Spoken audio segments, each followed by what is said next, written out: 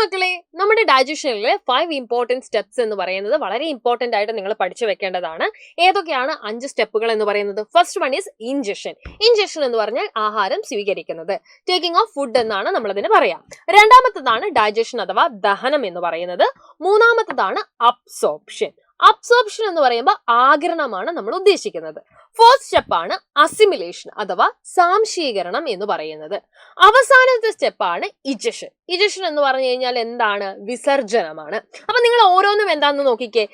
Injection എന്ന് പറഞ്ഞാൽ taking of food ആണ്. ഡൈജഷൻ എന്ന് പറയുമ്പോൾ അല്ലെ breaking down of complex food materials into smaller soluble substances. Absorption എന്ന് പറയുമ്പോൾ ഡൈജസ്റ്റഡ് ഫുഡ് എന്ത് ചെയ്യുന്നുണ്ട്? നമ്മുടെ ബോഡിയിലേക്ക് അബ്സോർബ് ആവുന്നുണ്ട്. അസിമിലേഷൻ എന്ന് പറയുന്നതാണ് നിങ്ങളൊന്ന് നോക്കി വെക്കേണ്ടത്. Absorbed food is use to provide energy or form new protoplasm. ഇത്ര നിങ്ങൾ ഡീറ്റെയിൽ ആയിട്ട് പഠിച്ചില്ലെങ്കിൽ അസിമിലേഷൻ എന്താണ്? അസിമിലേഷൻ എന്ന് പറയുമ്പോൾ സാംശീകരണമാണ് അവിടെ നടക്കുന്നത്. ആ വേർഡിൽ തന്നെ ഉണ്ട് അല്ലെ. ഇൻജഷൻ എന്ന് പറയുമ്പോൾ removal of undigested food materials. ഇവിടെയാണ് നമ്മൾ എന്ത് ചെയ്യുന്നത്?